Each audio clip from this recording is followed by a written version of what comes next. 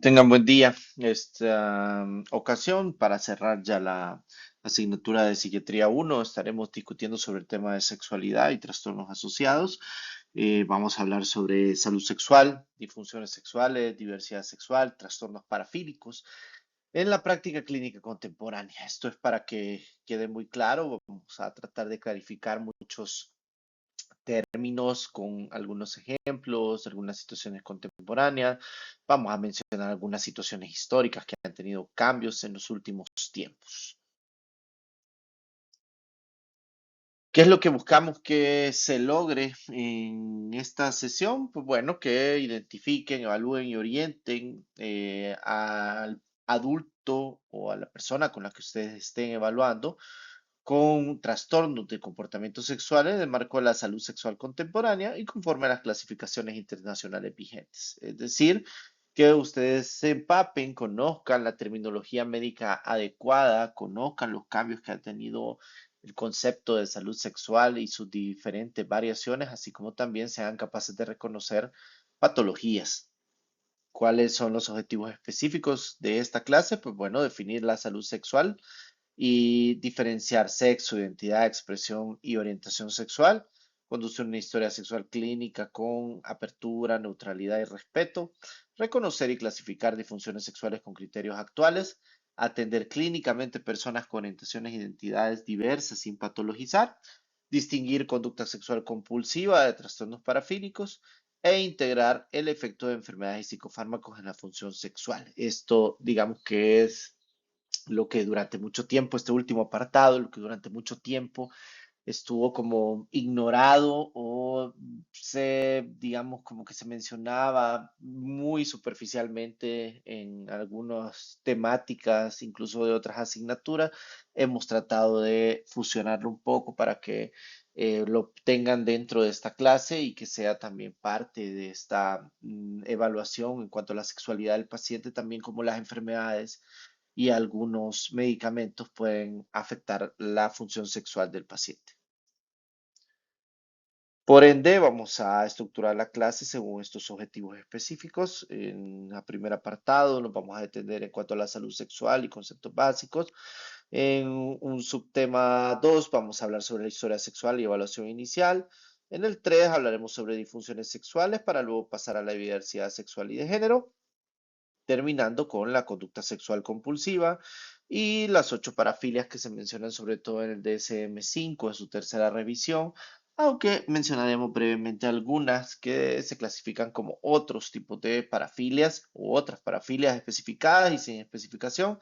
Y terminaremos con el subtema que les mencionaba, la enfermedad y psicofármacos, que es como la comorbilidad médica y la disfunción sexual iatrogénica pueden afectar a los pacientes.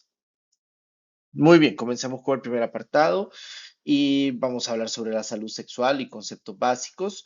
Hablaremos sobre la sexualidad como componente de la salud integral y así también haremos distinciones operativas y criterios para diferenciar variación humana de trastornos, para que no patologicemos o psiquiatricemos todo comportamiento humano, sino que tengamos una base sólida para identificar en qué momentos o ante qué situaciones sí nos encontramos con un trastorno psiquiátrico. Primero comencemos con lo más básico, ¿a qué nos referimos con salud sexual? Bueno, según la Organización Mundial de la Salud, es un estado de bienestar físico, mental y social en relación con la sexualidad. No es la mera ausencia de enfermedad, disfunción o incapacidad. Es decir, obviamente yo creo que este concepto ya lo vienen manejando desde hace mucho tiempo porque es exactamente una definición similar a cuando nosotros hablamos de salud, no solo porque alguien no tiene una enfermedad, no tiene una disfunción, una incapacidad, podemos decir que es una persona sana, sino que lo que nosotros estamos hablando es que sea una persona que tiene la capacidad o la posibilidad de tener experiencias sexuales placenteras y seguras, libres de toda coacción, discriminación y violencia. Es decir, digamos que este enfoque, y por eso se los pongo acá, que es un enfoque positivo y respetuoso de la sexualidad y de las relaciones sexuales, es que no solamente nos interesa evaluar en los pacientes que el paciente no esté teniendo problemas con respecto a la sexualidad o que esté teniendo una disfunción, una parafilia, sino que nos interesa al momento de la evaluación poder, digamos, desplazar el centro del análisis clínico desde la enfermedad hacia el bienestar y que el profesional sanitario reconozca los derechos sexuales como condición de posibilidad de la salud sexual. Es decir, para alguien que no solo porque no tiene una enfermedad, sino que genuinamente nos diga que vive su sexualidad de forma plena. Es decir, que siente la libertad para vivir su sexualidad, también que tiene libertad y satisfacción en sus relaciones sexuales y obviamente que no sufre ningún tipo de coacción, discriminación y mucho menos violencia. ¿Por qué es tan relevante este enfoque de la Organización Mundial de la Salud? No es reciente, de esto se viene hablando desde el 2006. Pues bueno, porque esto ya tiene tres consecuencias prácticas para la formación del médico general. Primero, que la sexualidad es sujeto legítimo de la consulta médica general, no un asunto privado relegado a la psiquiatría especializada. Es decir, tenemos que sacarnos de la cabeza que los aspectos sexuales únicamente se van a evaluar en una consulta especializada o cuando el paciente llegue a consultar únicamente por algo sexual, sino que dentro de la práctica médica general debe abordarse el tema de sexualidad para saber si el paciente, como lo que estamos hablando en el momento de la definición, vive plenamente su sexualidad.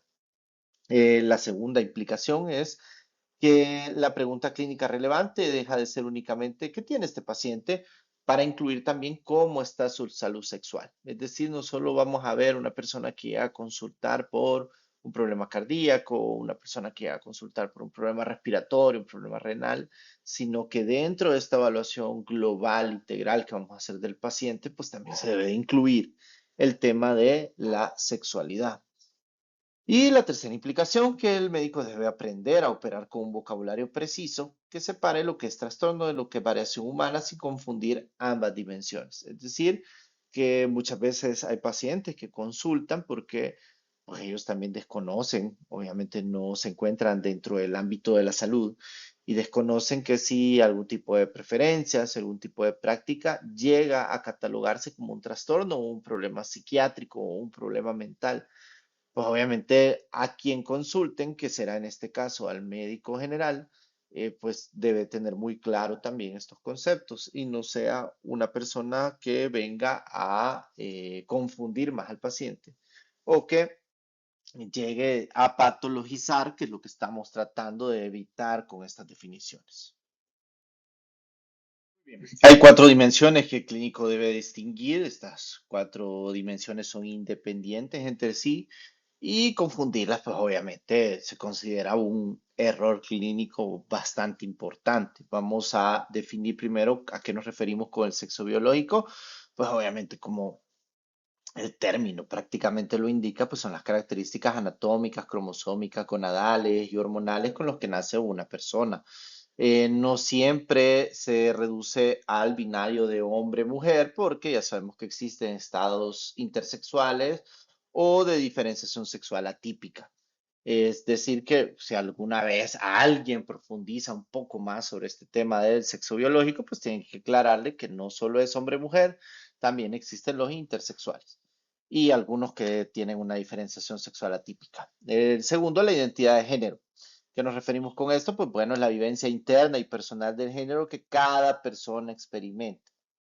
Puede coincidir con el sexo asignado al nacer, que es lo que nosotros conocemos como cisgénero, o no coincidir con el género, perdón, con el sexo asignado al nacer. Esto es lo que ya conocemos como transgénero, no binario, agénero y otras identidades. Es decir, es fácil confundirse porque muchas veces mentalmente tenemos una relación, obviamente ustedes entenderán que el cerebro básicamente busca relación, busca, digamos, como similitudes, busca relaciones. El cerebro odia el caos, lo detesta. Siempre nosotros tratamos de andar buscando orden en nuestro mundo, tratamos de que las cosas cuadren. De hecho, eso es tema importantísimo respecto a la investigación científica, pero tenemos que tener muy claro que esto de la identidad de género nos referimos a la vivencia interna y personal del género de que cada persona experimenta, es decir, es una vivencia personal. La expresión de género. Esta es la manifestación externa del género. Vestimenta, comportamiento, lenguaje corporal, voz, que la persona presenta a su entorno. No siempre refleja la identidad ni la orientación. Esto es cómo la persona quiere manifestar externamente el género, como la manera en que se viste, cómo se comporta, qué colores quiere utilizar, etcétera. Y es cómo se muestra hacia los demás y no siempre, vuelvo a hacer énfasis, no siempre refleja la identidad ni la orientación. De hecho, lo vamos a ver ahorita en la evaluación. No podemos asumir porque vemos vestido a una persona de X manera que se identifica con algún tipo de género en específico. Puede ser que una persona sea cisgénero, se identifique con su género, pero le guste vestirse de otra manera. Em, Ahora el número 4, que es la orientación sexual, es un patrón persistente de atracción erótica, romántica y o afectiva. Esta puede ser heterosexual, homosexual, bisexual, asexual, entre otras. No es elegida ni modificable mediante intervención clínica. Es decir, esto también es personal. Las personas, obviamente hay muchas personas que sufren precisamente por el tema de la orientación sexual, por presiones sociales, familiares, religiosas, pero idealmente un mundo donde no existieran este tipo de presiones, pues cada quien viviera su orientación sexual como le diera la gana.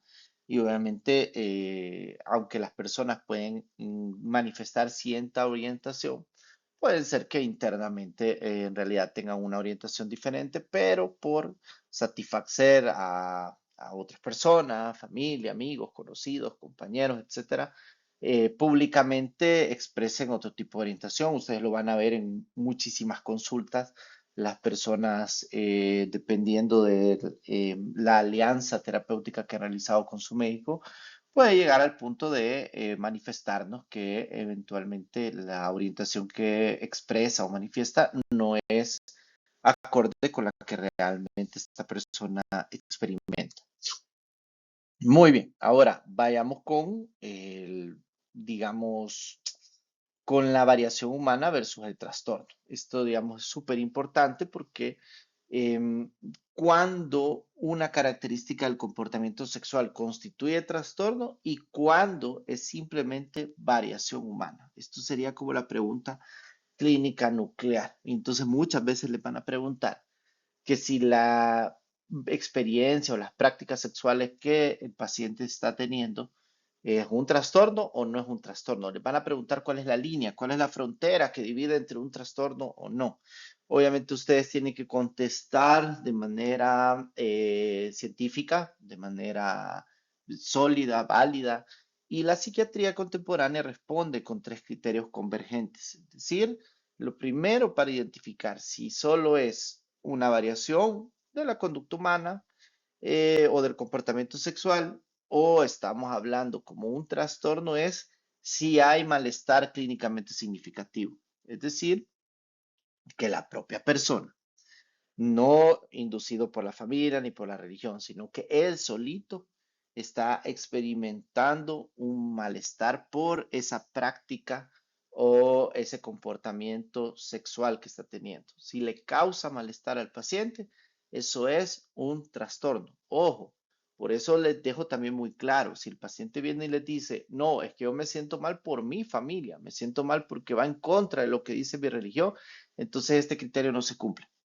Tiene que ser únicamente el paciente, o siendo un lado lo demás, obviamente dentro de la evaluación, acá es donde viene pues la habilidad del clínico para poder separar ambos elementos y muchas veces es útil preguntarle al paciente, mire, si su familia lo aceptara de X manera, si los demás estuvieran bien, si la sociedad no lo presionara para esto, usted sintiera malestar por este comportamiento. Si el paciente nos dice, no, si no, a mí todo el mundo me aceptara, pues yo no sintiera malestar. Bueno, entonces no existe un malestar clínicamente significativo. Ahora, el segundo criterio, debe existir un deterioro funcional. Es decir, en áreas importantes de la vida, laboral, con relaciones interpersonales, de salud física o de salud mental, tiene que haber un deterioro funcional por culpa de este comportamiento sexual. Si no existe este deterioro funcional, entonces No podemos hablar de un trastorno sexual o de un trastorno de la conducta o del comportamiento sexual porque pues, obviamente no hay ningún área alterada. Y el tercer criterio, que si existe daño o riesgo a terceros. Terceros no consintientes de la práctica o del comportamiento sexual. Ya nos vamos a detener un poco más en detalle con respecto a las parafilias. Por eso les pongo acá que es bastante relevante este tiempo. Entonces, la ausencia de los tres criterios excluye por definición el diagnóstico psiquiátrico, aunque la conducta sea típica. Este principio pues, fue el que explicó la retirada de la homosexualidad del DSM en 1973 y luego de la Clasificación Internacional de las Enfermedades en 1990. Es decir, porque digamos que si no existen estos, por lo menos alguno de estos tres elementos, y ya lo vamos a ver un poco más detallado, no estamos hablando de ningún trastorno. O sea, simplemente hablaríamos de una variación humana, nada más. Si alguien en su práctica sexual inventen lo que sea, le gusta qué, ponerse máscaras a la hora de tener relaciones sexuales y eso no le genera un malestar, no le genera un deterioro y no le está haciendo daño a nadie porque de hecho su pareja pues también lo disfruta, solo es una variación de la conducta, no es ningún trastorno. Ahora ya vamos a entrar un poco más en detalle cuando sí estamos hablando de trastornos. Muy bien, pasemos al segundo apartado. Acá nos vamos a referir sobre la historia sexual y la evaluación clínica inicial. Esta es una habilidad clínica transversal dentro de su formación. El paciente raramente refiere problemas sexuales de forma espontánea. El médico debe abrir el tema con habilidad, neutralidad y respeto. Ustedes saben, en la sociedad o digamos que en la realidad en que estamos dentro de todas las latitudes, digamos, de los países occidentales, el sexo sigue siendo un tema tabú, aunque ahora muchas personas presuman de ser liberales y de hablar con naturalidad sobre el tema, en realidad sigue siendo un tema bastante espinoso para las personas.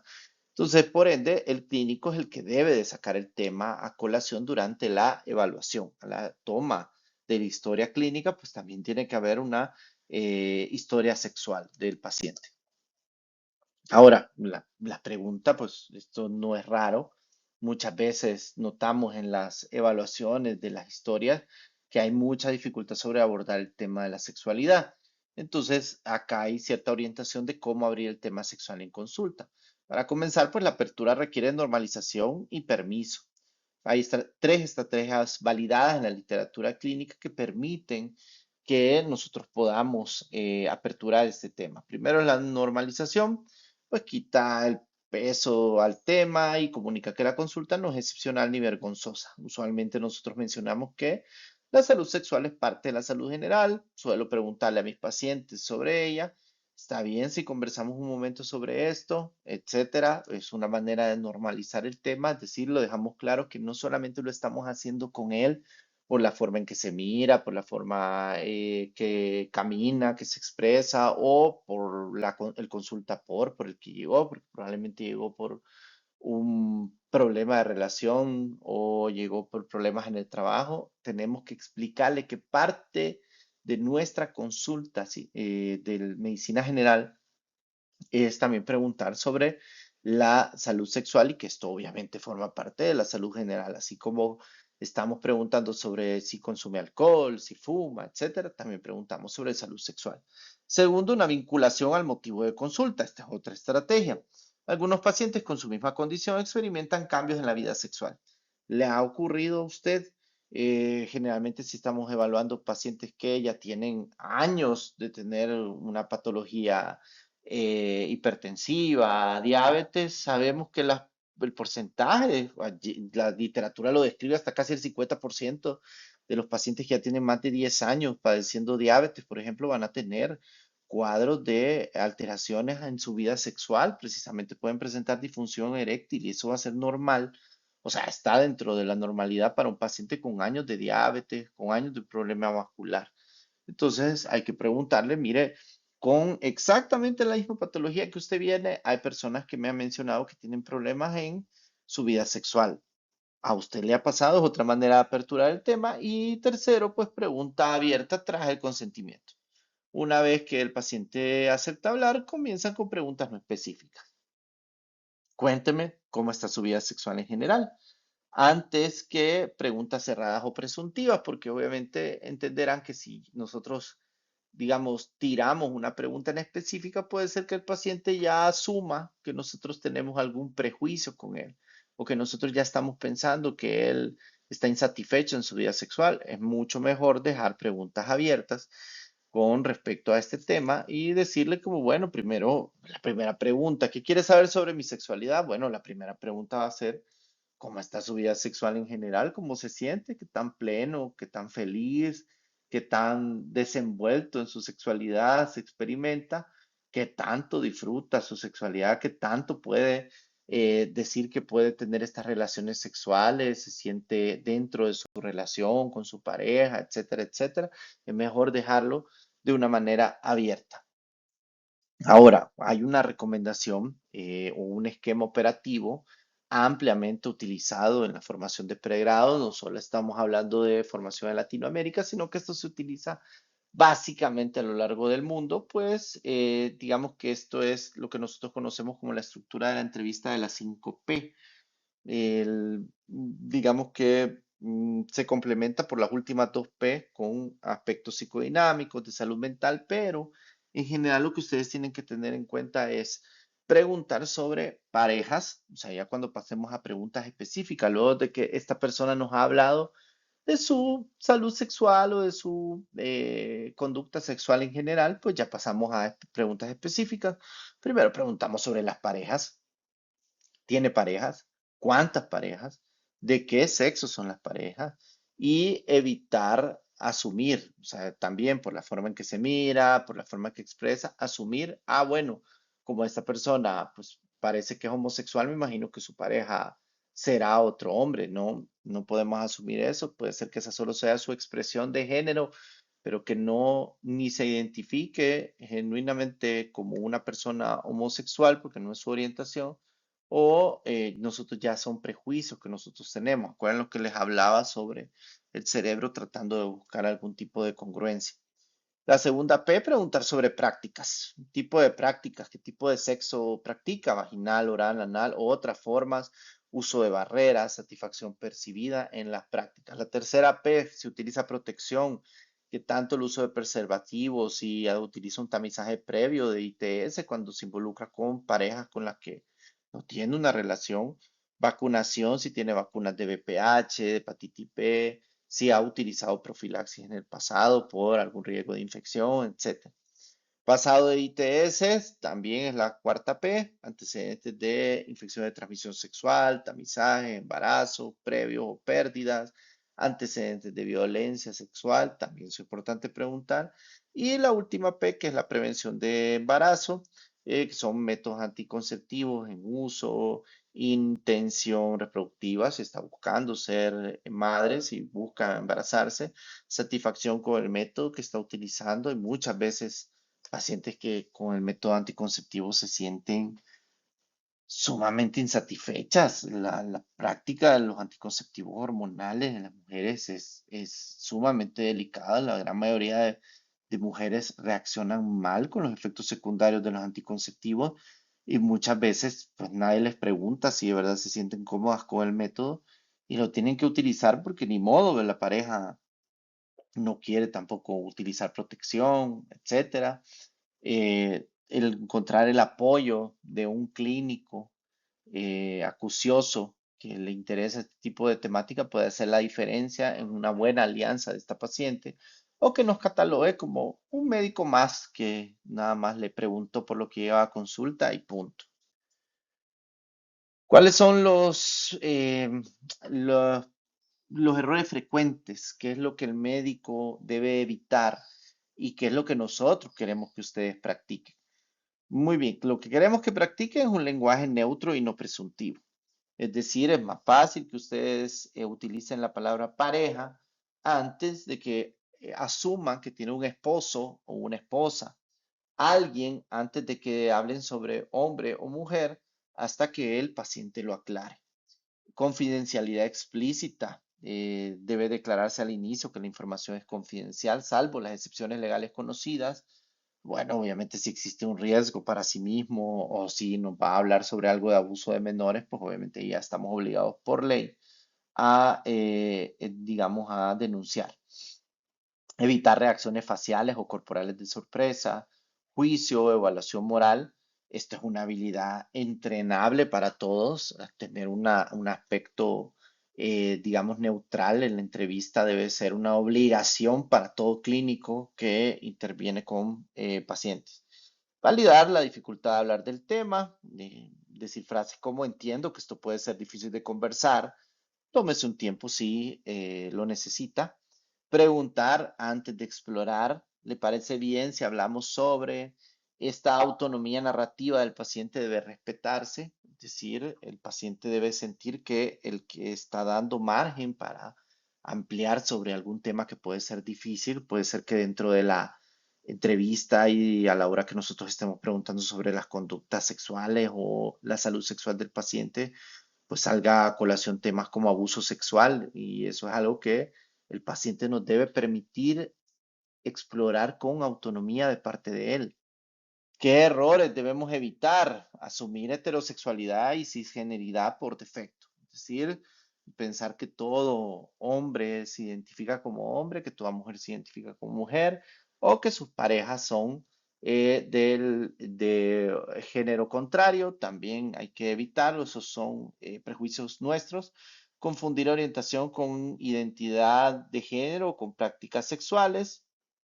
Un hombre puede tener prácticas sexuales con otros hombres y no identificarse como gay. El dato relevante para el riesgo de las ITS son las prácticas, no la identidad. En realidad, creencia que tenemos sobre que en ciertos grupos las infecciones son más frecuentes por las prácticas que hacen, en realidad no es cierto, sino que a nosotros nos interesa saber, independientemente de cuál sea su identidad de género, su orientación, qué tipo de prácticas está realizando. Por eso lo vimos en la diapositiva anterior.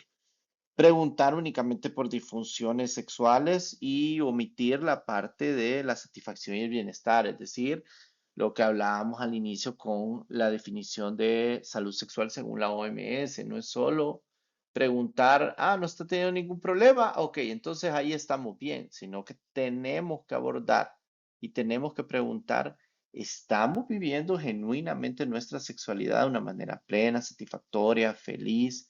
Esa es la verdadera pregunta, no solo descartar que no tenga problemas. Saltar al diagnóstico antes de comprender el contexto vital, relacional y de salud del paciente. Es decir, de un solo, si un paciente nos habla sobre un tema X, nosotros ya decir como, bueno, entonces ya sé qué es lo que está pasando. Tenemos que contemplar toda de manera integral a este paciente. Atribuir todo el problema sexual a causas psicógenas sin descartar causas orgánicas o farmacológicas.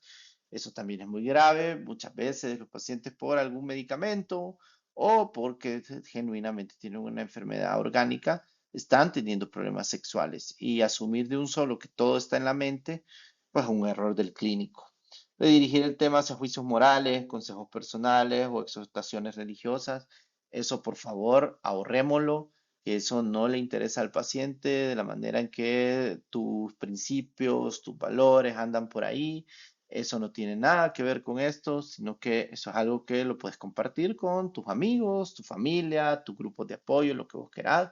Con el paciente estamos realizando un trabajo clínico y el paciente no llega a que el médico lo venga a juzgar moralmente ni que le llegue a hablar sobre su religión. Eso, por favor, nos lo vamos ahorrando. ¿Cuáles son los datos mínimos que deben de quedar consignados independientemente del motivo de consulta? Una historia sexual mínimamente completa debe registrar al menos. Y obviamente, según la pertinencia del caso, pues vamos a entrar más en detalle de cada uno de estos puntos. Primero, el estado de pareja.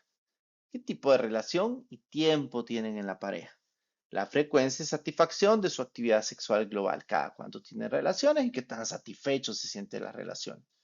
Si ha presentado dificultades, ¿en qué parte ha sentido dificultad de la relación sexual? ¿Ha sido en la parte del deseo, la excitación, el orgasmo, hay dolor a la hora de tener relaciones sexuales, tiempo de evolución de este problema, si nos menciona que sí ha tenido algún problema, esto ha sido desde siempre, ha sido en el último año, en los últimos meses, qué o cuál ha sido el contexto de aparición, esto se ha presentado en todas las situaciones, es decir, es un problema que es generalizado o simplemente ha sido en ciertas situaciones o con alguna pareja en específico, si hay antecedentes médicos relevantes y medicación actual que podría estar afectando el conducta o el comportamiento sexual del individuo, si hay factores estresantes recientes o crónicos, alguien que, por ejemplo, acaba de ser despedido de su trabajo, obviamente no va a tener la misma desempeño sexual que cuando estaba felizmente en su trabajo.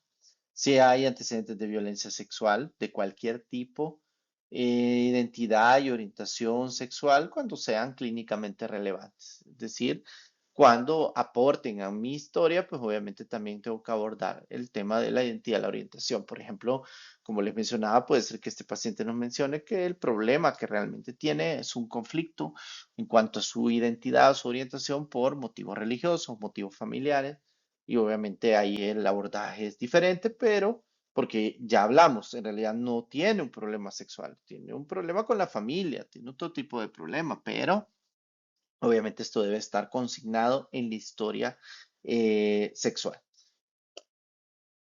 El tercer apartado, vamos a hablar ahora sobre disfunciones sexuales. ¿A qué nos referimos con disfunciones sexuales? Son alteraciones clínicamente significativas en la respuesta sexual o en la experiencia del placer. Debe haber una formulación biopsicosocial.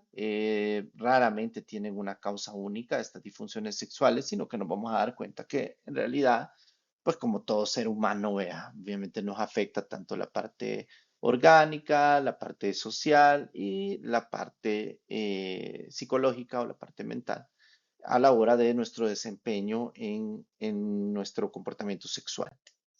Primero, definamos el modelo de respuesta sexual. Son la definición básicamente de las respuestas sexuales son o de disfunciones sexuales son alteraciones clínicamente significativas en la capacidad de la persona para responder sexualmente o para experimentar placer sexual. Estos se ordenan todavía sobre el modelo clásico de Master y Johnson y Kaplan, que habla de cuatro fases muy distinguibles: el deseo, la excitación, el orgasmo y la resolución. Aunque en realidad ahora este modelo pues hay que reconocer que es incompleto, particularmente para describir la respuesta sexual femenina, donde deseo y excitación son difícilmente disociables. En la mujer el deseo y la excitación básicamente es un solo elemento, no se puede separar. Obviamente, digamos que seguimos utilizando este modelo a manera didáctica para que entendamos a qué nos referimos con relación sexual y cuando hablamos de disfunciones sexuales ya van a ver ustedes de que, por ejemplo, en clasificaciones como el DSM-5 ya fusionó las dificultades del sexo y la excitación en la mujer en una sola categoría, ya que básicamente la respuesta sexual en la mujer no se podía separar el deseo de la excitación. ¿De qué nos sirve este modelo? Pues bueno, que según en qué área o en qué fase de esta respuesta sexual se encuentren las alteraciones, ahí estaremos hablando sobre este tipo específico de disfunciones. Es decir, que si el problema está en la parte de excitación, pues vamos a hablar sobre disfunciones que tienen que ver con la excitación y así. Por eso nos sirve todavía este modelo, aunque ustedes si lo buscan, pues se van a dar cuenta que es bastante importante, bastante popular, porque obviamente de manera didáctica también tiene una gran validez. Ahora, vamos a sacar cuáles son los criterios mínimos comunes. Esto estamos hablando en general de cualquier disfunción sexual. El- Hay puntos específicos por trastorno, pero en general todos los diagnósticos tienen estos 5 criterios. Primero, el criterio A, que es la duración. El cuadro debe estar presente durante aproximadamente 6 meses o más. Es decir, por un paciente que llega a consultar porque no ha podido tener relaciones sexuales estas 2 semanas, porque no pudo mantener la erección para tener relaciones sexuales, no estamos hablando de disfunción eréctil, porque apenas lleva 2 semanas. Tiene que tener al menos 6 meses o más para que nosotros podamos pensar en un trastorno. Muchas veces los pacientes con solo una vez que han experimentado un problema, a veces van a consultar, porque obviamente se asustan. Nunca les había pasado en su vida, de repente un día, siempre habían sido muy capaces de tener relaciones sexuales y de repente un día ya no pueden, por diferentes razones. Ya vamos a llegar a la parte de lo biopsicosocial.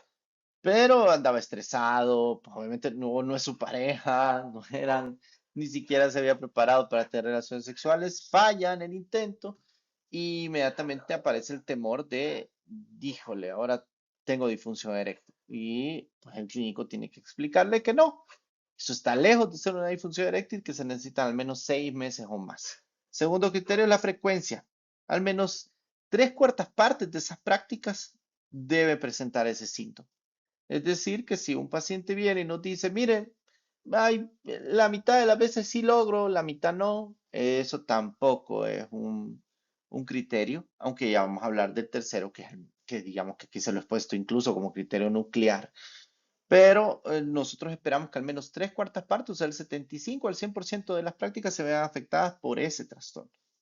El tercero que les pongo acá, que es el criterio nuclear, pues el malestar. Malestar clínicamente significativo en el sujeto. La dificultad asintomática no constituye un trastorno. Es decir, aquella dificultad que no preocupa al paciente no constituye un trastorno. Puede ser que el paciente esté presentando problemas de disfunción, que esté presentando problemas de eyaculación precoz o eyaculación retardada, pero no le genera problema, pues entonces ya no es un trastorno. Pero si sí le está generando problemas, hay malestar clínicamente significativo en el paciente, entonces sí es un criterio para un trastorno o una disfunción sexual. Los criterios de exclusión, pues que es el cuarto o el D, sirve también para diagnóstico diferencial. Usted se va a dar cuenta que en todos los trastornos está este criterio de exclusión que nos dice que este problema que está presentando el paciente no tiene una mejor explicación por otro trastorno mental, afección médica, sustancia o estresores graves. Antes de que le echemos la culpa ya que el paciente tiene una disfunción sexual, pues es importante también de que pues, veamos que si el paciente no está pasando por otra situación que le podría estar provocando, o sea, ya como efecto secundario, ese problema en su desempeño sexual. Y el último criterio que ya es de especificación. Este tiene que ver, generalmente hay dos ejes que nos interesan conocer, que se los mencionaba en la diapositiva anterior, desde si estamos ante un subtipo desde inicio o adquirido, es decir, que desde que comenzó su vida sexual ha tenido este problema o él no había tenido ningún problema y este problema comenzó ya después de iniciada su vida sexual. Y si es generalizado o situacional, es decir, pasa en todas las veces que él tiene relaciones sexuales o solo le sucede en situaciones específicas. Si es así, estos, digamos que son los dos ejes que nos sirven como para sacar los subtipos de estas disfunciones sexuales. Y como les mencionaba, pues las categorías diagnósticas en el DSM-5, en su tercera revisión, pues los clasifica en hombre, mujer e inespecíficos. El caso de los hombres, vamos a tener trastorno de deseo sexual hipoactivo, los trastornos de la erección, eyaculación prematura, eyaculación retardada. En la mujer, el trastorno del interés, excitación sexual femenino, que eso fue el que fusionó el DSM-5 porque anteriormente lo separaba como un trastorno de deseo hipoactivo y la excitación y ahora es un solo trastorno que se conoce como trastorno del interés, excitación sexual femenino, los trastornos orgánicos femeninos y los trastornos de dolor genitopélvico o de penetración. Este también anteriormente se separaban, se ponía el diagnóstico de vaginismo o dispareunia, ahora es uno solo que se conoce como trastorno de dolor genitopélvico o de penetración. Y los inespecíficos, que es disfunción sexual inducida por sustancias o medicamentos, ese debe ser el diagnóstico adecuado cuando el paciente nos dice que desde que empezó a tomar tal medicamento o, eh, o desde que empezó a consumir ciertas drogas está presentando disfunción sexual. Otra disfunción sexual especificada por alguna enfermedad, por algún traumatismo que ha tenido, quizás en región pélvica, algún problema neurológico o una disfunción sexual no especificada cuando no encontramos genuinamente el origen de este cuadro. Si tiene la disfunción, pero no sabemos qué la está provocando. Y como les mencionaba, abajo van a ver los cambios que se hicieron del DSM-4 al DSM-5. Muy bien, ahora con respecto a la formulación biopsicosocial del caso, yo sé que durante toda la carrera han escuchado este abordaje biopsicosocial, esta manera de entender al paciente, pues acá en la historia sexual, cuando nosotros hablamos de salud sexual, tampoco ignoramos esta formulación. ¿A qué nos referimos? Pues bueno, es importante conocer o qué factores debemos de considerar en cada una de las áreas dentro del aspecto biológico, la edad, comorbilidades, como ya les mencioné, enfermedades como diabetes, cardiopatías, endocrinopatías, que lo vamos a ver más detallado en el subtema 6, medicación, hormonas, alguna neuropatía pélvica, los factores psicológicos, ha estado afectivo, si está cruzando por un cuadro de depresión, de ansiedad, tiene problemas de autoimagen, antecedentes de trauma, de abuso sexual, esquemas educativos rígidos, religiosos, etcétera. Social también, acá también viene lo de la parte religiosa, esto tiene que ver con las relaciones interpersonales, su entorno social, cómo está el vínculo de pareja, si hay conflictos, comunicación sexual, pueden o no pueden hablar sobre su desempeño, sobre qué tan plenos se sienten en su sexualidad, expectativas culturales y religiosas, familiares, etcétera. Acá les pongo unas pistas útiles que pueden utilizar. Miren, una disfunción de toda la vida, pues obviamente sugiere una causa biológica.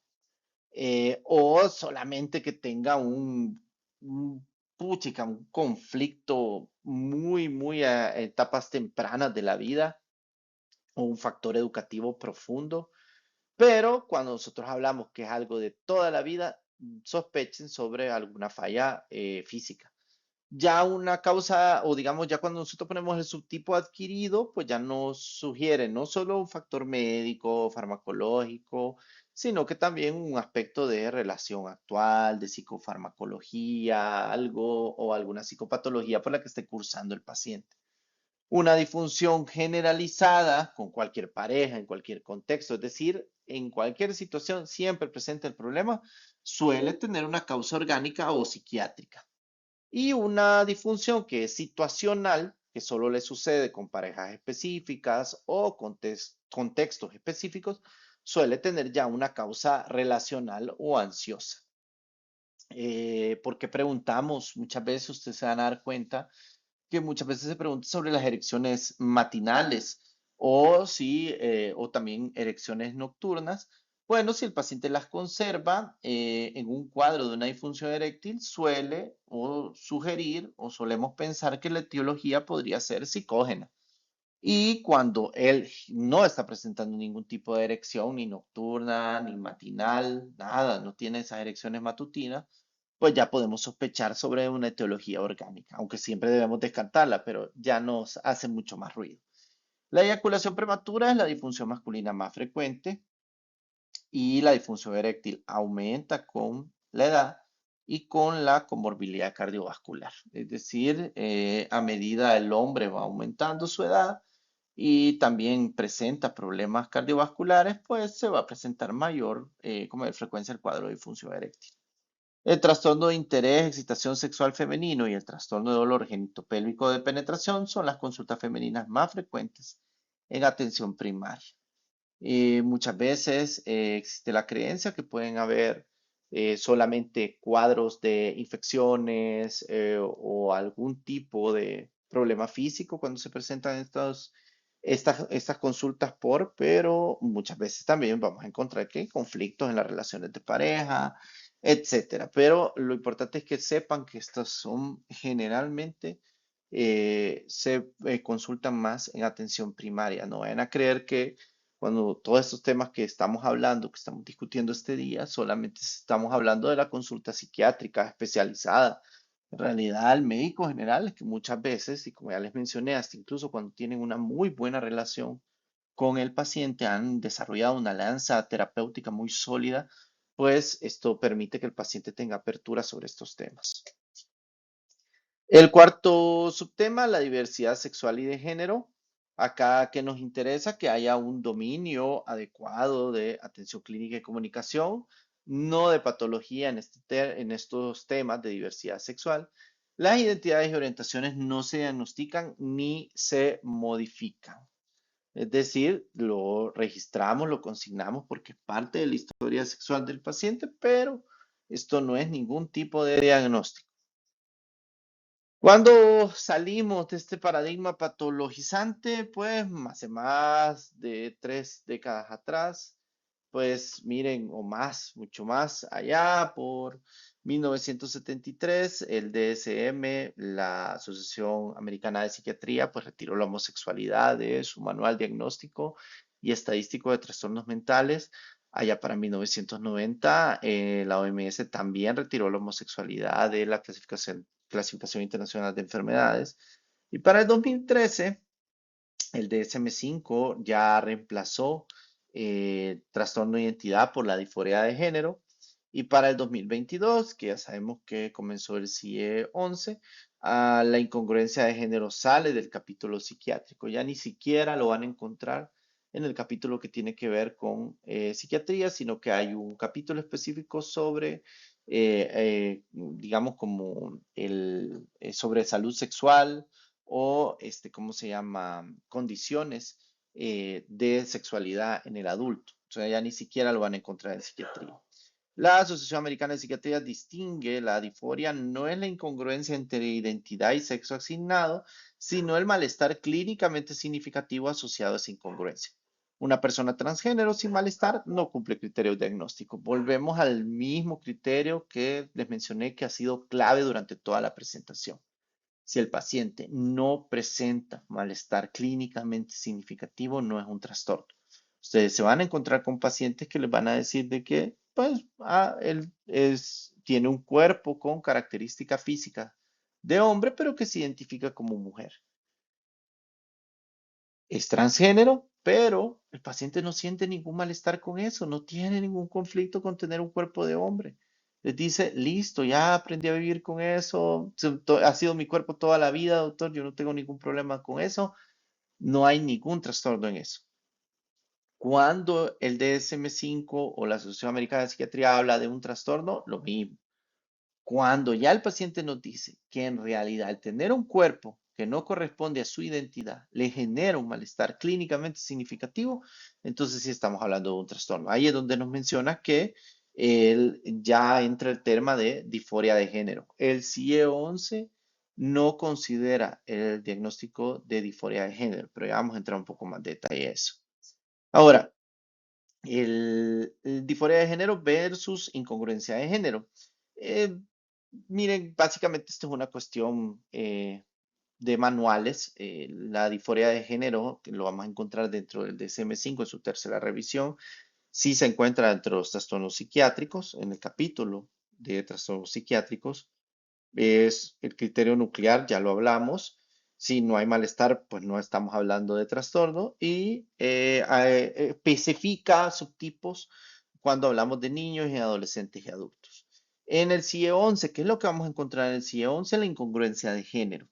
Acá no está en el capítulo de trastornos mentales, sino que en condiciones relacionadas a la salud sexual. Como les mencionaba, el criterio nuclear es una incongruencia marcada y persistente entre la identidad del sexo asignado. Eh, ¿Por qué todavía se sigue utilizando esto? ¿Por qué el CIE-11 no lo quitó totalmente?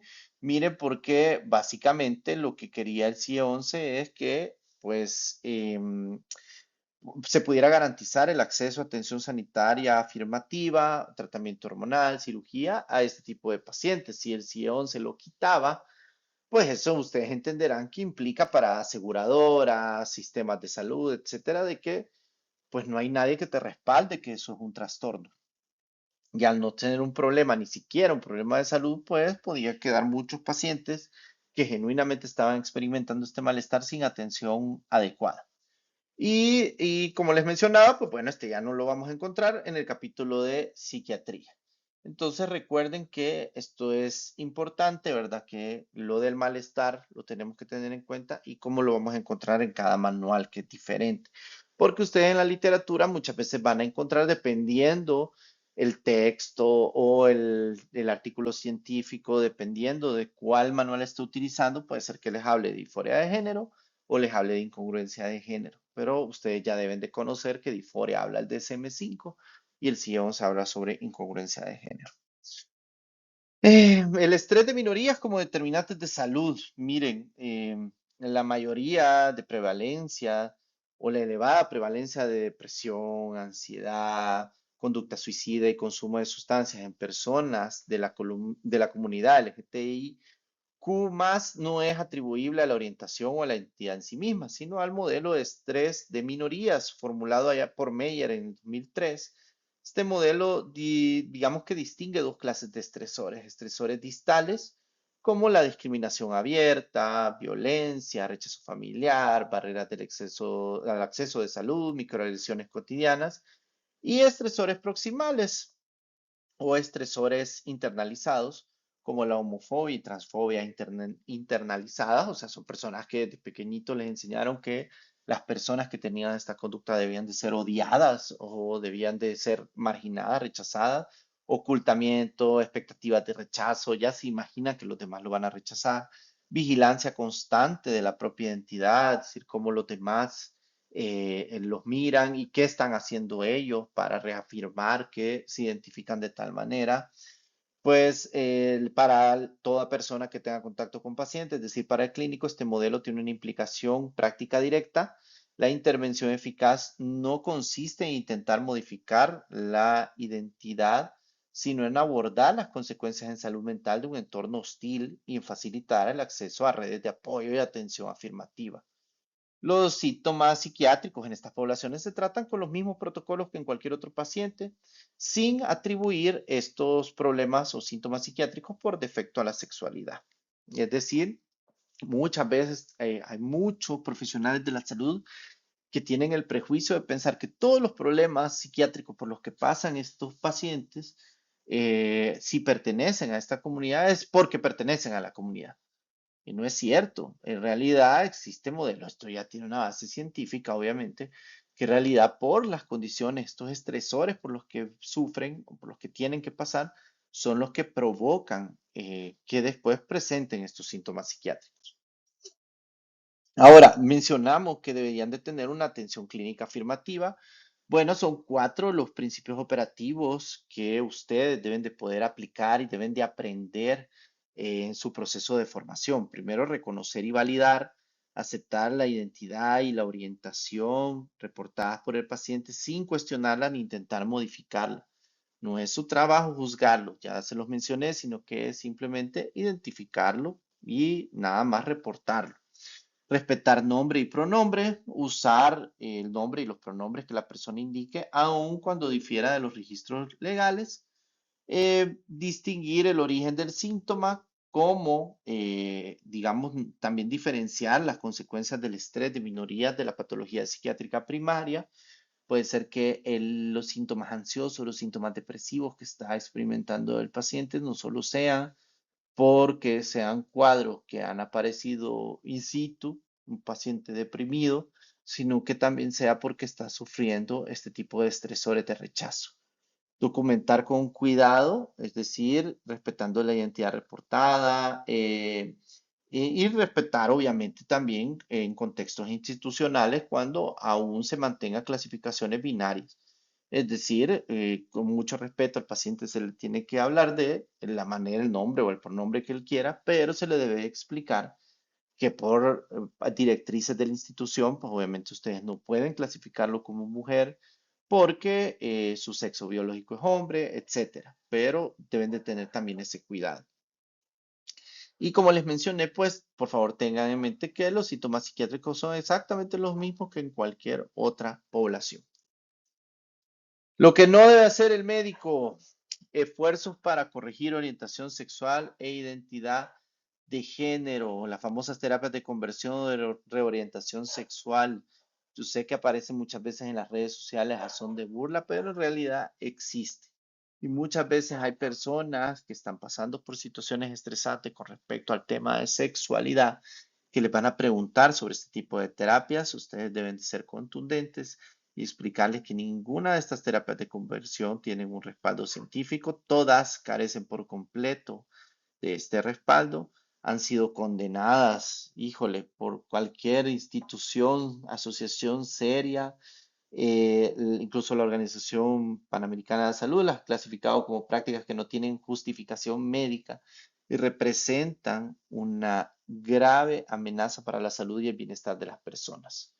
Y de hecho, hay muchos estudios que ustedes pueden revisar que documentan la asociación de estas prácticas o estas terapias de conversión con depresión, ansiedad, ideación suicida, trastorno de estrés postraumático en pacientes. De hecho, en varias jurisdicciones va aumentando las restricciones que se les dan a este tipo de terapias. ¿Cuál es una respuesta clínica adecuada? Cuando un paciente familiar lo solicite, informar con claridad sobre la ausencia de fundamento científico y los daños documentados, sin moralizar, mantener postura clínica neutra, no convertir la consulta en un debate, su trabajo solo es informar. Ofrecer alternativas como un acompañamiento basado en la afirmación, redes y servicios competentes para este tipo de pacientes. Eso es lo que hasta donde ustedes pueden llegar con este tipo de pacientes. Muy bien, ahora pasemos ya a las parafilias, que es el subtema 5, la conducta sexual compulsiva y los trastornos parafílicos. Existen tres categorías clínicas que comparten apariencia común, pero son nosológicamente distintas. Confundirlas es el error más frecuente del estudiante de pregrado. Esto es lo que nosotros más nos hemos dado cuenta cuando hemos revisado historias en donde han salido temas sobre sexualidad en los pacientes. Muchas veces hay una confusión. También las redes sociales no suman a la información adecuada o científicamente relevante con respecto a esta temática. Tres entidades, una apariencia común. Miren, hay tres entidades que me interesa que conozcamos ahora. Es a su apartado. Primero, la conducta sexual compulsiva. Está clasificada, está dentro del trastorno del control de los impulsos, lo van a poder encontrar. La parafilia, que no es un trastorno, eso es únicamente una variación del interés sexual. Y el trastorno parafílico, que ese sí es un trastorno, como su término lo menciona, y por el contenido atípico que genera un daño, ya sea para el mismo paciente o para terceros. Acá se los he tratado de resumir. Pues miren, la conducta sexual compulsiva.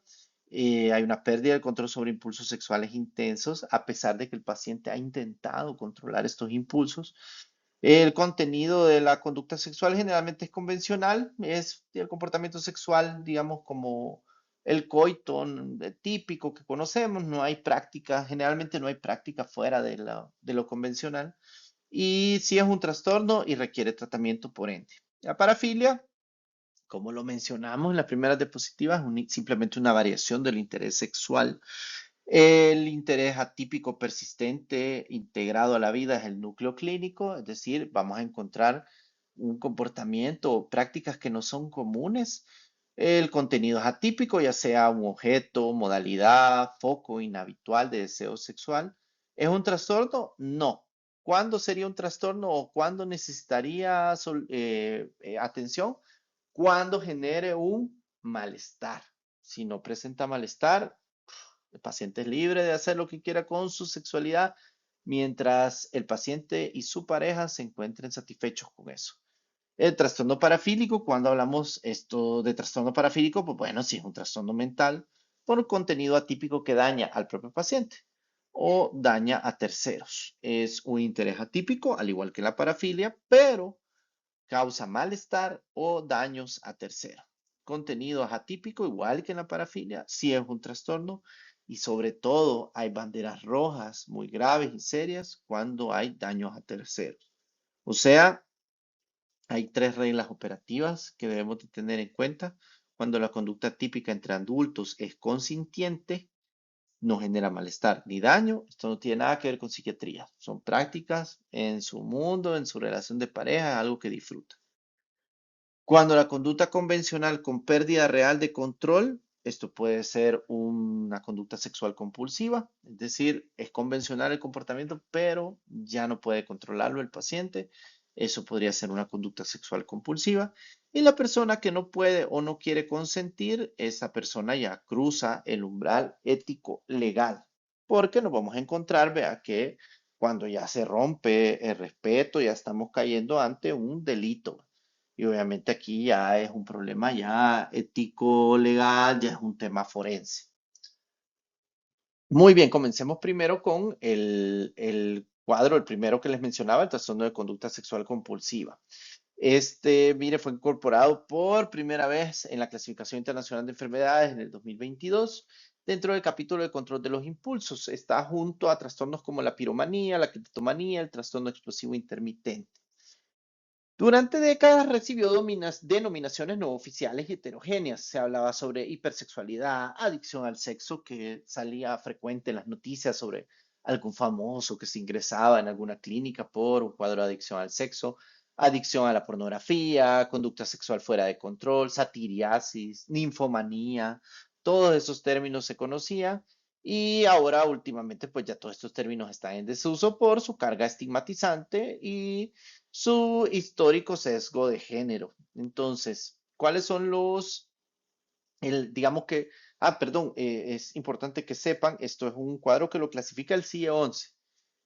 La Asociación Americana de Psiquiatría para el DSM-5 lo evaluó y quiso clasificarlo como trastorno hipersexual, pero lo terminó rechazando por considerar insuficiente la evidencia disponible para validar criterios diagnósticos consistentes. Entonces, no está dentro del DSM-5, no lo van a encontrar, pero la OMS sí consideró que la utilidad clínica del diagnóstico justificaba su inclusión, dada la frecuencia que los pacientes consultaban por este motivo y los daños asociados al cuadro no tratado. Es decir, si había muchas personas que consultaban por esto y dejar a estas personas sin un nicho diagnóstico, la OMS consideró que era muchísimo más grave que agregar un trastorno extra.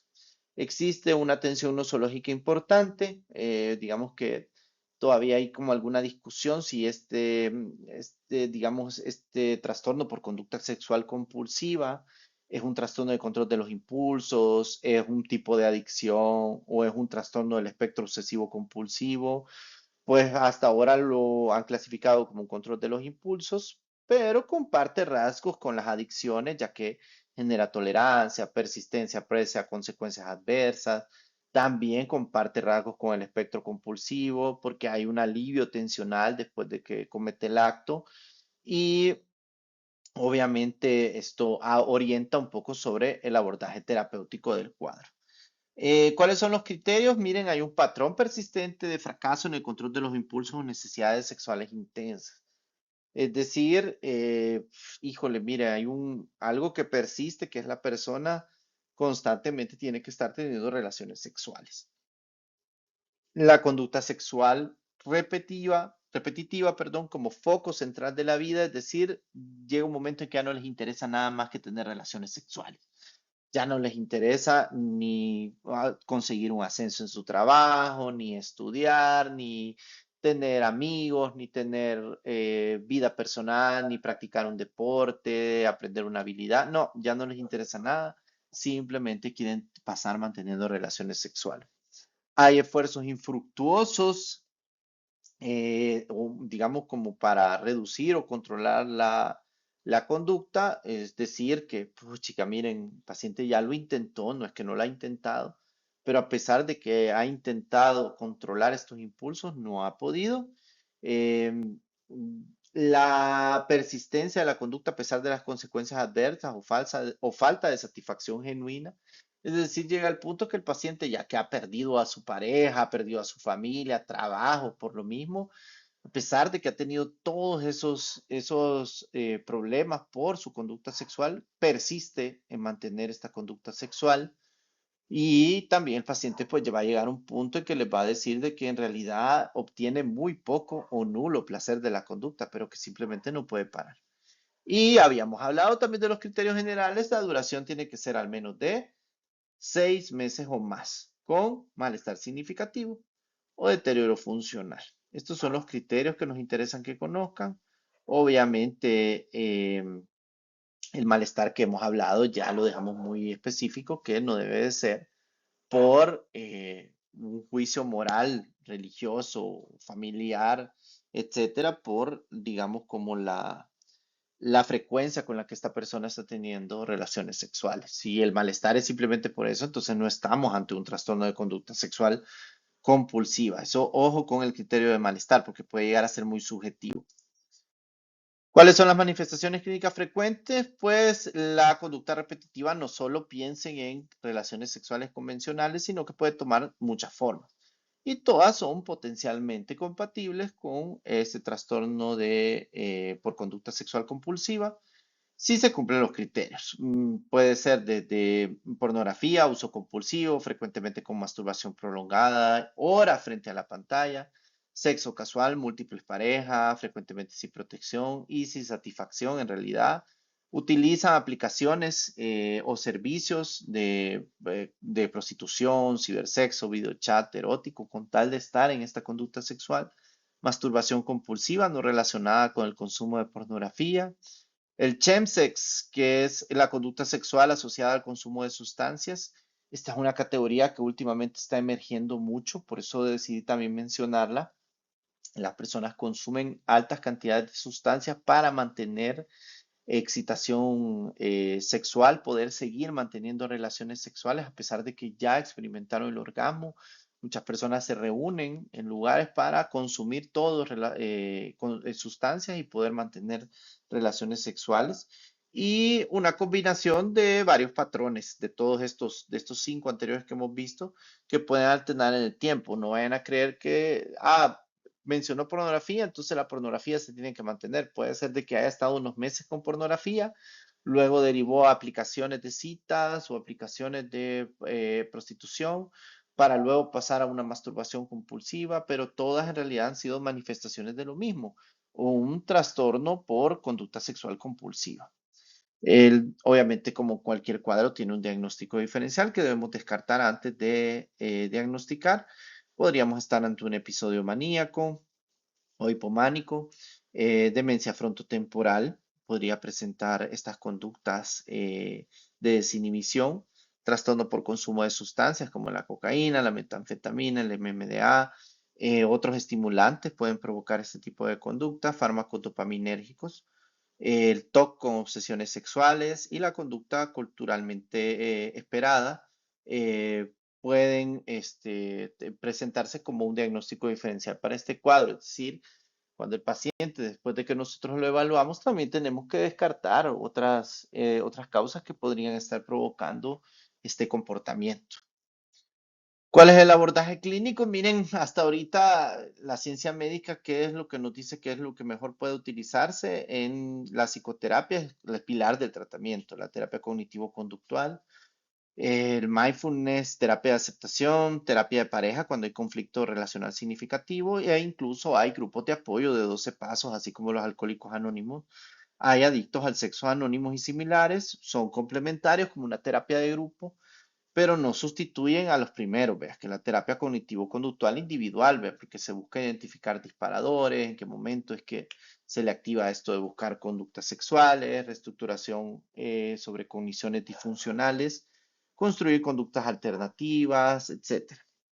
Y también se pueden utilizar fármacos, aunque en realidad no existe una aprobación como tal. Un fármaco tenga una indicación aprobada por la FDA o por la EMA, que es digamos, como la división de farmacología en Europa, que es la que da la aprobación de fármacos a nivel europeo.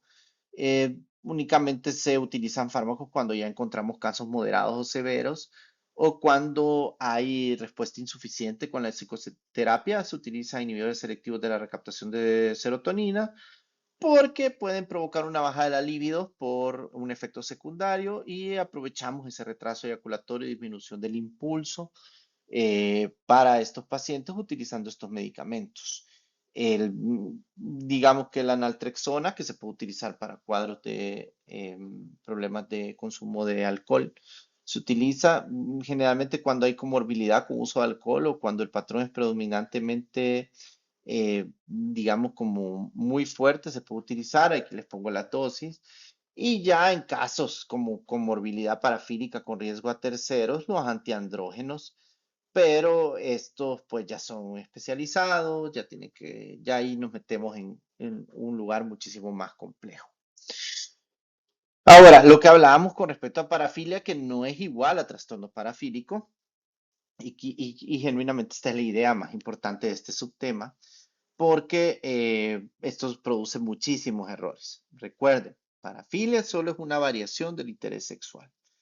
Es decir, hay un interés sexual atípico persistente cuyo foco difiere de la estimulación genital con un compañero adulto consintiente. No constituye por sí misma un trastorno mental, en realidad simplemente es una variación del interés sexual, no requiere tratamiento, salvo que el paciente nos diga que le está generando un malestar, entonces ahí sí tendría que ofrecerle tratamiento. Pero si no le está causando ningún problema a él o a ella, no tenemos nada que ver. Y ¿cómo se llama? Cuando nosotros hablamos de un trastorno parafílico, cuando en realidad ya cumple alguno de estos dos criterios. El famoso criterio que hemos venido hablando, ¿genera malestar esa conducta? Si hay un malestar clínicamente significativo o deterioro funcional, eso sí estamos hablando de un trastorno parafílico. Si la satisfacción del interés ha implicado daño o riesgo de daño a personas no consintientes, es decir, para lograr ese placer, ese interés raro, diferente que tiene la persona, ha implicado un daño o un riesgo de daño a un tercero, eso es un trastorno parafílico. Y es lo que convierte la parafilia en trastorno, aunque el sujeto no experimente malestar. Ojo, porque sí podríamos encontrarnos con un paciente que nos diga que a él no le genera malestar estar viendo a personas, estar espiando a personas en un baño. Pero el que no le genere malestar no quiere decir que ustedes van a decir, ah, no le genera malestar y en la clase vimos que tiene que generar malestar. No, porque por eso le estoy poniendo el otro criterio B. Pero si implica daño o riesgo de daño a personas no consintientes porque no le dieron permiso de ir a espiar al baño, nadie le dio permiso para eso, entonces también es un criterio para un trastorno parafílico. Son los dos criterios cuando ustedes a alguien les mencione que tiene un interés o una conducta sexual que no es tan convencional, lo que ustedes tienen que aclarar o lo que ustedes tienen que descartar son básicamente esos dos criterios, malestar y si hay daño o riesgo de daño a personas, a terceros no consintientes. Muy bien, ¿cuáles son las 8 categorías nominadas? Pues generalmente utilizamos la clasificación del DSM-5 en su tercera revisión porque clasifica los trastornos parafílicos según dos ejes. El eje 1 por preferencia de actividad anómala, el famoso voyerismo, el exhibicionismo, froteurismo, sadismo sexual y masoquismo sexual. Y por preferencia de objeto anómala, cuando hay pedofilia, por atracción primaria por menores prepúberes, fetichismo, cuando el foco es en objetos inanimados o en partes no genitales, travestismo cuando la excitación por vestir prendas de otro género. Es decir, esto es por preferencia del objeto anómalo. Y la otra, el primer eje es preferencia por actividad anómala, que es diferente. Entonces, ¿cuáles trastornos con terceros no consintientes? El voyerismo, el exhibicionismo y el fruterismo, los tres comparten alta carga forense y conducen frecuentemente al sistema de justicia. Aquí lo estábamos viendo, lo vimos en el anterior, cuando la actividad es anómala. Es decir, no obtienen excitación por los métodos convencionales de tener relación con una pareja y punto. No, sino que, por ejemplo, en el voyerismo, hay una excitación al observar a personas desprevenidas, ya sea desnudas, despistiéndose o en actividad sexual. Hay una prevalencia usualmente en hombres una prevalencia estimada de más o menos del 12% y en las mujeres hasta el 4%. Es uno de los trastornos parafílicos más frecuentes en clínicas especializadas y en contextos forenses. No es raro, el voyerismo es bastante frecuente si estamos hablando de un 12% en hombres, generalmente la prevalencia. Saquen cuenta de cuánto es la población de hombres en el país. Hay un criterio diferencial, vea, obviamente que hay que tener en cuenta, vea, que si el paciente hay que excluir la curiosidad adolescente, vea. Por eso es que se considera también el criterio de la edad. Tiene que tener al menos 18 años o más para categorizar a alguien con un trastorno por voyerismo, tiene que tener más de 18 años. Y en todos los trastornos parafílicos, excepto la pedofilia, puede ser a partir de los 16 años. Pero en los otros casos tiene que tener mayor de 18 años, porque no va a ser lo mismo un adolescente curioso que va un día y quiere ver a la vecina o yo no sé quién más. Obviamente sí tiene problemas por eso, pero no vamos a catalogarlo como que es voyerista. Probablemente simplemente está en su desarrollo sexual. El exhibicionismo, que es la excitación derivada de la exposición de los propios genitales a personas desprevenidas. ¿Qué pasa con el exhibicionismo? Miren, tiene una prevalencia del 2 al 4% en hombres, en mujeres llega a ser muchísimo menor. Aproximadamente el 30% de los agresores sexuales aprendidos por delitos sexuales cometieron actos de exhibicionismo en el pasado y generalmente es el trastorno parafílico más frecuente en la consulta forense. Hemos dicho que el voyerismo era el más frecuente en clínicas especializadas y estamos hablando que el exhibicionismo en contextos forenses.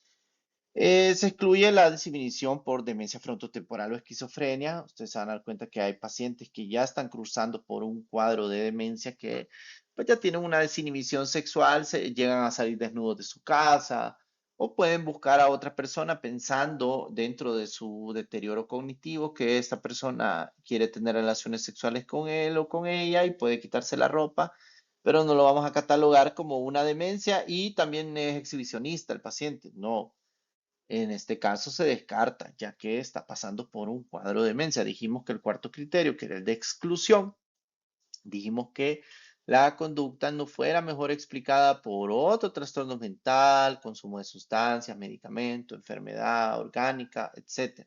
Es decir, que si estos cuadros se tienen que presentar solito. El froteurismo, que es la excitación por tocamiento o roce contra personas no consintientes, típicamente aglomeraciones. Esto usualmente, ¿verdad?, que se da en transporte público, conciertos, festividades, que hay una gran aglomeración de personas, donde generalmente el contacto puede pasar inadvertido o atribuirse al hacinamiento. El froturista usualmente roza sus genitales contra los glúteos, las piernas o las manos de las víctimas y frecuentemente hacia atrás o desde atrás, mejor dicho.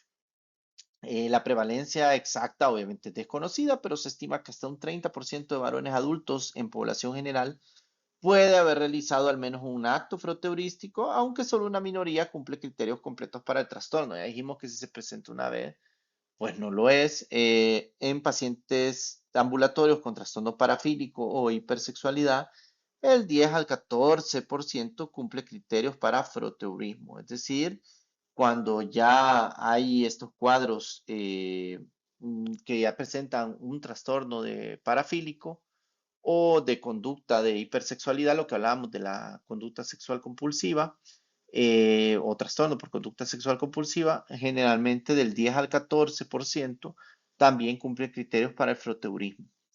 Excluir el contacto accidental, vea, obviamente en hacinamiento también es importante, vea, no lo vamos a considerar como un trastorno. El tratamiento común de estos cuadros, pues la terapia cognitiva conductual orientada al control de impulsos, también se puede utilizar fármacos similares a los que vimos anteriormente, que ya los habíamos mencionado, los inhibidores selectivos de la recaptación de serotonina como primera línea farmacológica, la naltrexona como segunda línea y antiandrógenos ya en cuadros severos que ya son unidades especializadas. Implicaciones legales en El Salvador. Cuando estos cuadros actúan sobre personas no consintientes, configuran delitos contra la libertad sexual o la intimidad. Aquí no estamos hablando poca cosa. Estos cuadros no crean que se quedan simplemente con, él tiene un trastorno, entonces no es culpa de él. No, la ley no entiende de esto. La ley implica que va a haber una pena precisamente por lo mismo, porque este tipo de trastornos no es que perdamos la capacidad de actuar según nuestro conocimiento y de actuar sabiendo que estamos haciendo de daño a una persona, que una persona tenga un trastorno parafílico, digamos, eh, no lo libera de su responsabilidad legal.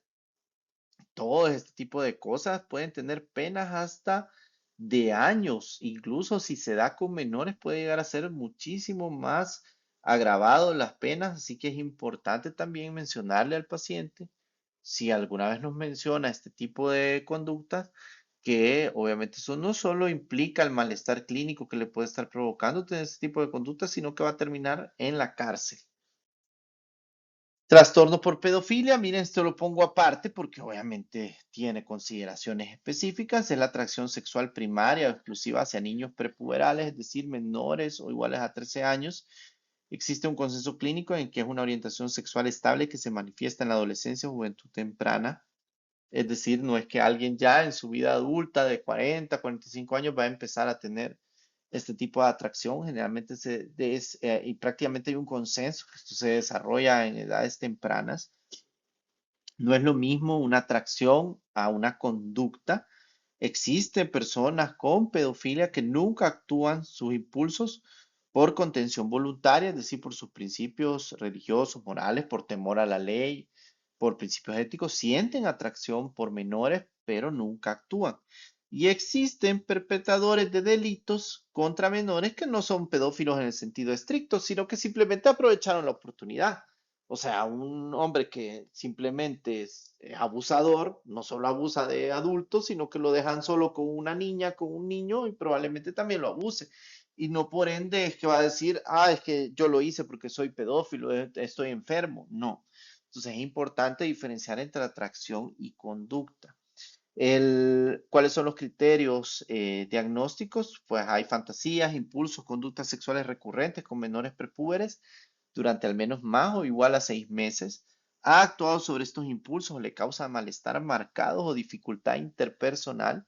Y la edad sí tiene que ser mayor o igual a 16 años, lo que les mencionaba que es el único trastorno que no tenés que ser mayor de 18 años, aquí te pide de 16 y al menos tener una diferencia de más de 5 años con el menor objeto de atracción, porque no sería lo mismo que, por ejemplo, un muchacho de 16 años tenga su novia de 12 años o de 14 años, muy probablemente andan en su mismo rango de edad, son novios, adolescentes, jóvenes, pero si ya tienen más de 5 años de diferencia, entonces sí estamos metiéndonos en un problema porque entonces ahí sí cumple el criterio C.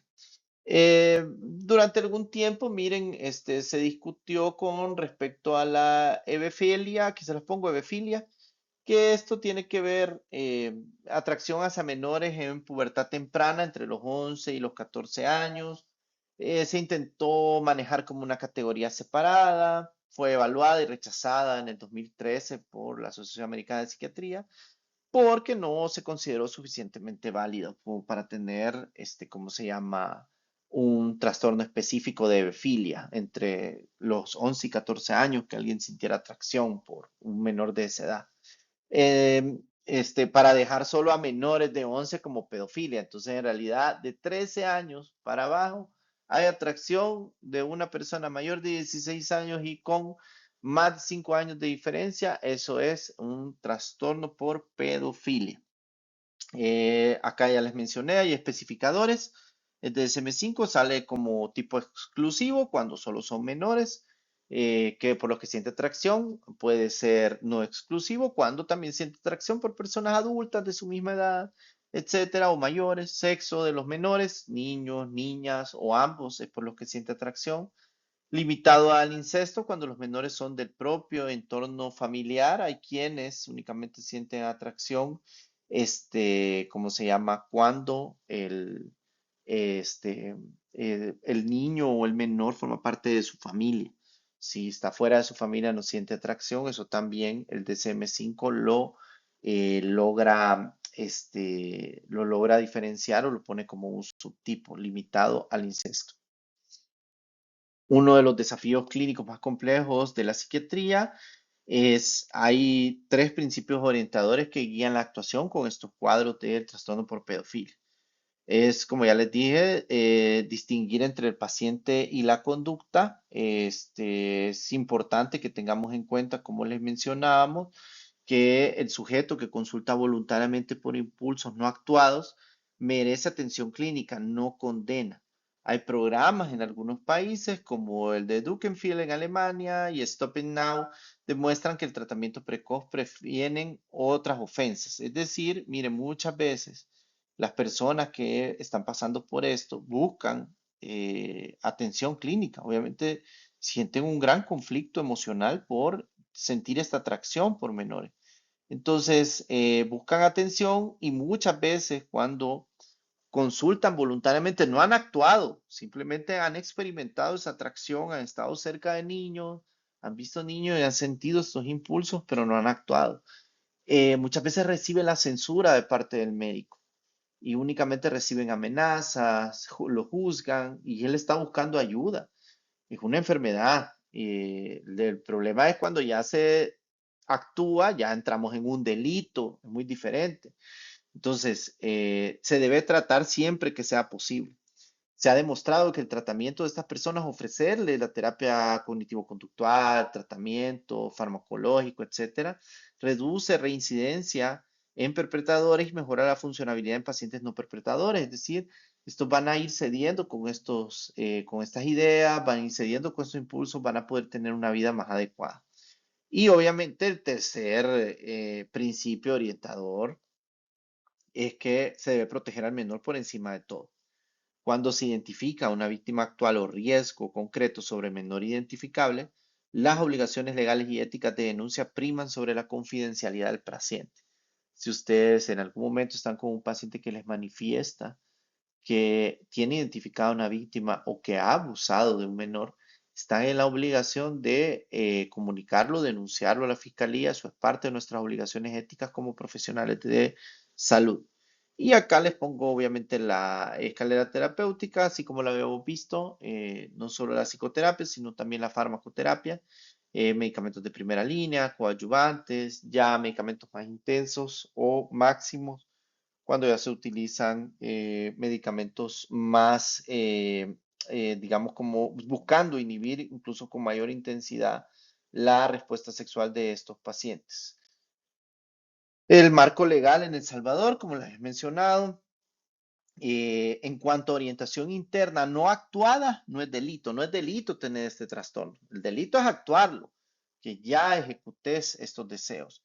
La actuación de impulso sobre menores configura múltiples delitos de gravedad creciente. Acá les pongo pues los artículos, los más importantes. Y digamos que tengan en cuenta también, vea, de que debe de también tenerlo en cuenta dentro de su práctica clínica, que también nosotros estamos dentro del marco legal si no informan sobre este tipo de pacientes. Hay una obligación legal de denuncia, aquí les pongo las leyes que especifican, ya que se debe primar la protección del menor sobre la confidencialidad de los pacientes. Luego tenemos los trastornos algolácnicos, que son los trastornos que el paciente pues experimenta placer sexual a través del dolor, el sadismo y el masoquismo. El que ustedes van a encontrar como BDSM, que es por su abreviatura, ¿vea? Bondage, sadismo, dominación, masoquismo entre adultos no constituye un trastorno parafílico. Acuérdense, si el paciente lo practica, su pareja lo consiente y no le genera malestar, no hay ningún problema. Ahora, cuando ya lo consideramos nosotros problema, ya lo dijimos, cuando genera malestar o cuando pone en riesgo a una tercera persona. El sadismo sexual es una excitación sexual derivada del sufrimiento físico o psicológico de otra persona, depende del consentimiento sobre persona no consintiente, dimensión forense ya es cuando ya está obligando a una persona, coexiste frecuentemente con conducta antisocial. Usualmente cuando un paciente disfruta de hacer sufrir a su pareja o del dolor de su pareja, pues ya nos hace mucho sentido con una persona que también tiene un cuadro antisocial. Sadismo sexual severo se ha asociado a criminalidad sexual y en casos extremos a homicidio sexual. Ya les mencioné, vea que cuando esto es consensual no es un trastorno. Y el masoquismo sexual, que es la excitación sexual derivada del propio sufrimiento físico o humillación. Es el propio sujeto, no tercero, el que disfruta que lo humillen o lo hagan sufrir. Y digamos que hay que tener mucho cuidado con un especificador crítico que es la ficcionfilia, por eso ustedes lo van a encontrar en estos manuales, ya que tiene una alta probabilidad de muerte accidental, especialmente en hombres jóvenes. Por eso es que generalmente se desaconseja su práctica, a pesar de que ellos pues tienen una palabra de seguridad, etcétera, pero no es tan segura. Lo mismo, ¿verdad? Hay que descartar si esto es consensual, pues no es un trastorno. Y hay, digamos, cuadros que tenemos que hacer diagnóstico diferencial, por ejemplo, en el masoquismo con respecto a la depresión con tendencias autopunitivas. Hay que tener mucho cuidado. Por preferencia del objeto, también tenemos el fetichismo y el travestismo. El foco anómalo no es la actividad, sino el objeto. Rara vez involucran a terceros sin consentimiento. El criterio decisivo es el malestar. Aquí básicamente, como es el objeto, ¿verdad? En el trastorno fetichista, donde encuentran la excitación, el uso de objetos inanimados o de partes corporales no genitales, el famoso parcialismo, se excitan con ropa interior, calzados, prendas de cuero, látex, pies, cabello, manos. Eh, el uso ocasional de objetos en la pareja no es un trastorno. Ya dijimos que si hay consentimiento y no tienen problema, no es un trastorno. Eh, Además, requiere un foco central y frecuentemente la condición necesaria para la excitación es que la pareja utilice cierto objeto. El travestismo ya es la excitación sexual derivada del acto de vestirse con prendas asociadas a otro género. El travestismo identificado con género asignado, esto es, ya hay una excitación sexual al vestirse con prendas de otro género. La identidad transgénero, esto no es un trastorno, sino que es una identidad de género distinta al sexo asignado al nacer. Esto no tiene nada que ver con componente sexual, por ende no es trastorno, pero no lo debemos de confundir. Y existe el travestismo no fetichista, que es vestir de otro género sin componente sexual ni identidad trans, sino que lo hacen por expresión artística, las drag queens, cosas por el estilo. Esto no es un trastorno. Acá únicamente el trastorno es el travestismo, que es la excitación sexual derivada del acto de vestirse con prendas asociadas a otro género. Nada más, pero ya lo dijimos, ¿verdad? Que es un trastorno por travestismo cuando le genera malestar o le está causando daño a terceros. Acá ya mencionamos que básicamente no puede haber daños a terceros porque pues, obviamente es un objeto por el que siente excitación, no es una persona, ni porque la persona utilice la ropa, sino que él o ella disfruta utilizar esa ropa. Si le genera malestar, es un trastorno por travestismo. Si no le genera malestar, solo es una variación de la conducta sexual. Hay 10 ideas claves que quiero que se vean en esta presentación. La número uno es que el trastorno por conducta sexual compulsiva es un trastorno del control de los impulsos. La parafilia, una variación.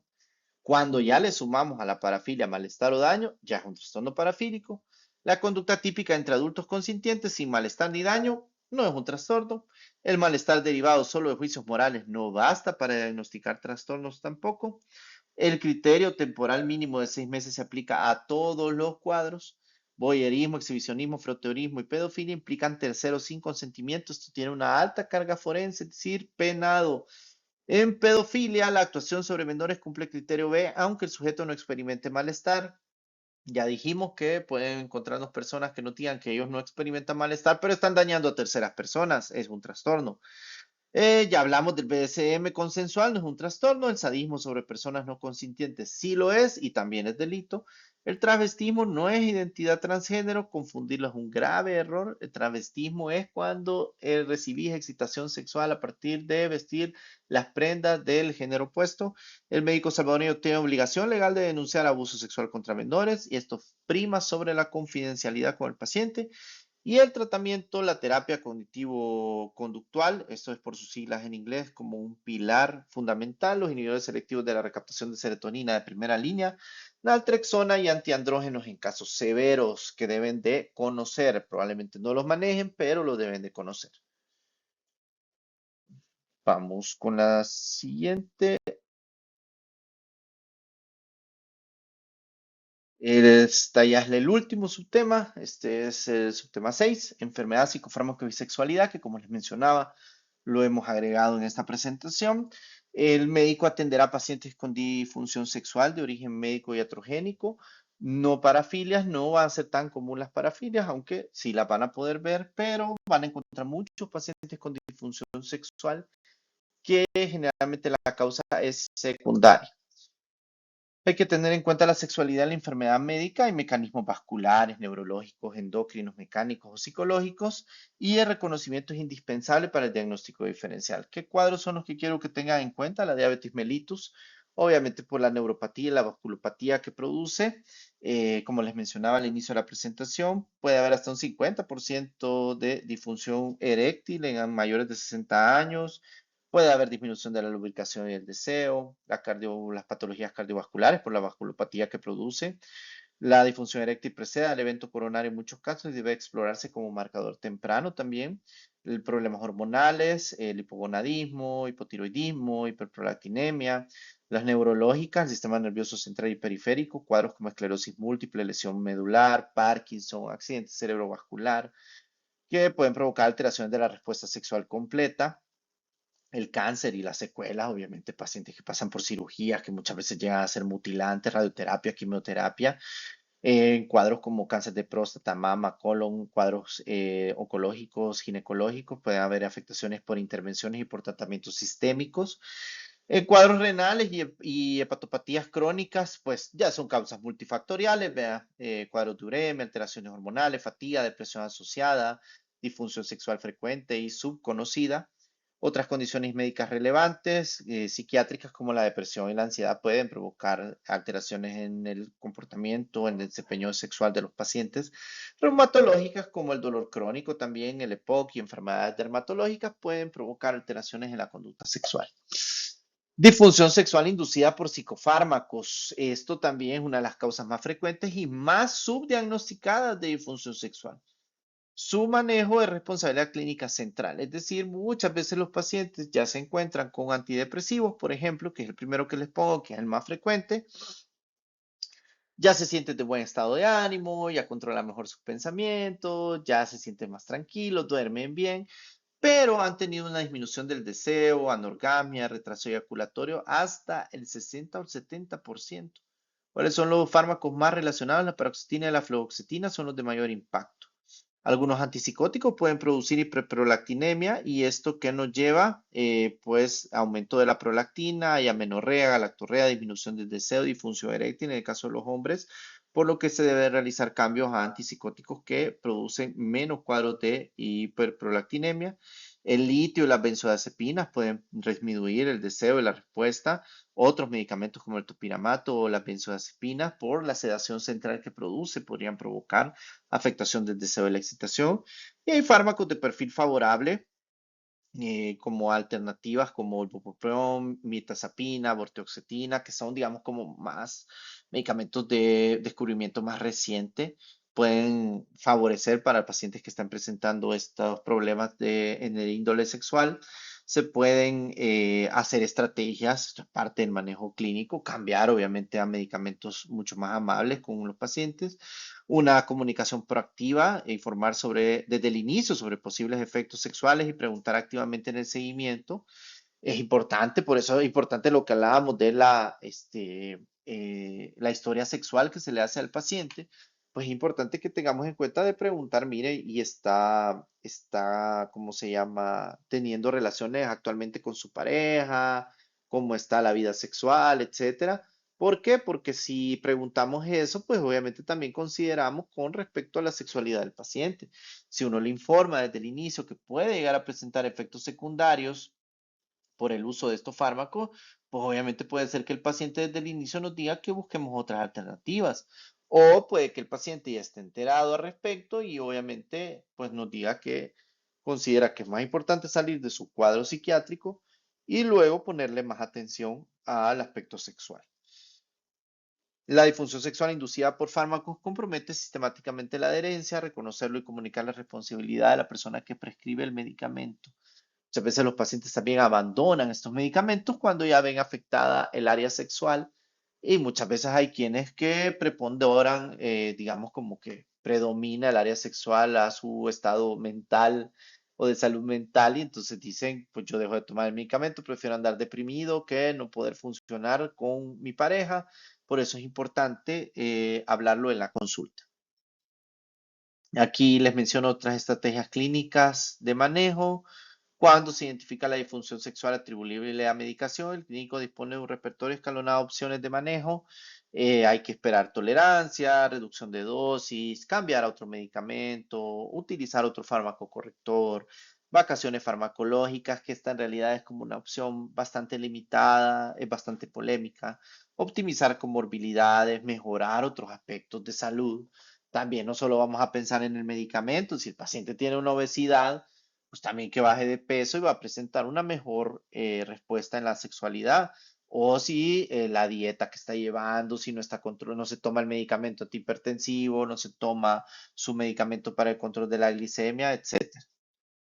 Y los puntos claves, vea, para llevar de toda la presentación es de todo lo que hemos estado hablando, pues obviamente que la función sexual integra factores biológicos, psicológicos, relacionales y socioculturales. Ningún eje explica por sí solo la disfunción, sino que la suma de todos. El diagnóstico clínico es importantísimo, no solo vamos a buscar causas psicológicas, sino que también vamos a descartar causas orgánicas, es importantísimo. La comorbilidad psiquiátrica, depresión, ansiedad y consumo de sustancias, además de sus tratamientos, son causas frecuentes de disfunción sexual secundaria. Y por último, el abordaje multidisciplinario, combinar psicoterapia, el manejo médico de comorbilidades y cuando proceda a tratamiento farmacológico específico para los pacientes. Pero esto es cuando vamos individualizando. Acá les pongo alguna bibliografía recomendada por secciones. Les agradezco muchísimo, sé que me extendí bastante la presentación, pero es un tema bastante importante, solo tenemos una presentación al respecto. Les agradezco muchísimo su atención y nos estaremos escuchando y viendo en otras presentaciones. Muchas gracias.